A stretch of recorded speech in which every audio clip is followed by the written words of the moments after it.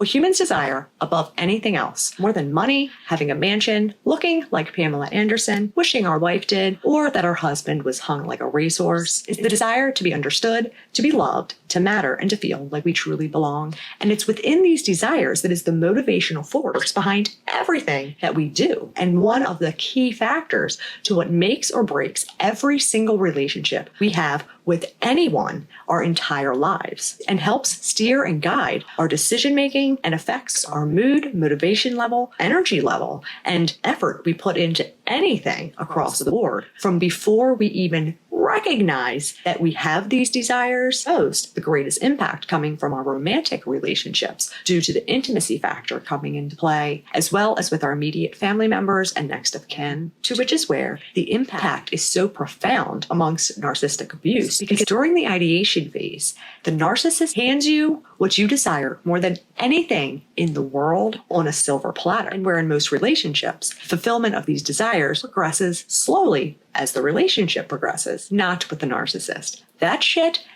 is coming at you full force, like they were trying to fill a kiddie pool up with a hose off of a fire truck, overflowing and spraying in every direction, because your desire fulfillment gap has no idea in hell what is happening or how to keep up with it. Instantly intoxicating you, putting you on that pink cloud up in the sky, and blinding you to any of your surroundings, because nothing has ever felt like this before, and is the Ron Jeremy of the narcissist brain fucks. But then it all stops. Starting gradually at first is to not shock you, because they still have some life to suck out of you. But more importantly, they need to make sure you are not getting these desires fulfilled from anywhere else. And thus begins the isolating, triangulating, and gaslighting you with all sorts of ideations that your family and friends are using you, they don't care about you, until you ultimately feel like they are against you, till eventually over time, the only shot you have at getting these desires fulfilled at all is from the narcissist alone. Intentionally done so that when they pull the rug out from underneath of you, that face plant you take in the dirt feels more like King Kong tossing you off of a cliff, landing in a bed of rocks with razor sharp edges. Because just like that, it's gone. Every bit of contribution to your fulfillment cup that you have been collecting, gone, leaving you feeling lost, worthless, hopeless, completely, utterly alone, and like no one in the world understands, which is the exact polar opposite that you have desired feeling your whole life. Have no fucking clue how to turn things around or get them to come back to you. No driving force to even give a shit, let alone actually trying to do anything. And the only thing that has even slightly fulfilled these desires in so long now has been the narcissist, combined with our innate instinct to want what we can't have, as well as the trauma bond, making it feel like the only choice you have is to hold on to the hope that they will get better and they will come back. So that's what you do. You hold on for dear life, no matter what, while the narcissist is frolicking around doing who the fuck knows, getting their jollies off of watching you suffer. But the thing is, they're not going to change.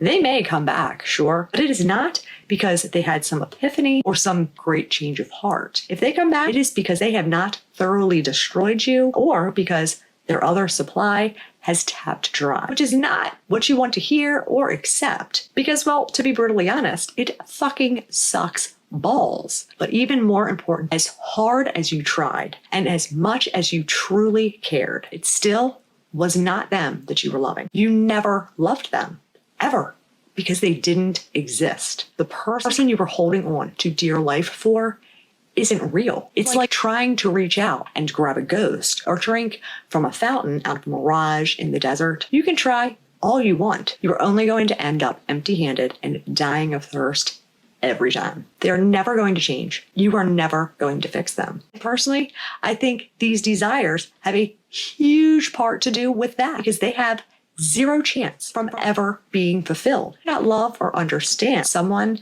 who is in a permanent state of denial of who they really are, and why every relationship they ever have fails. It's impossible. And they know this. So rather having to face who they really are, They prefer to keep their head jammed so far up their false selves' ass and continue on destroying others to jerk off their ego so they don't have to. And there is no way to help anybody who is not willing to help themselves. You will not die without them, nor do you need them from getting these desires fulfilled. Regardless, if you don't talk to another soul in the world, there is still one person that can add to your fulfillment cup, and that is you. So save that person. Fight for that person, because that person needs you, not the narcissist. The only thing they need from you is to destroy you, and holding on and staying will eventually take you to your grave. Fuck that shit. Ain't nobody in this world worth losing your soul for, so fight for you. Save you. You are worth and deserve so much more. Focus on you. Fuck the narcissist.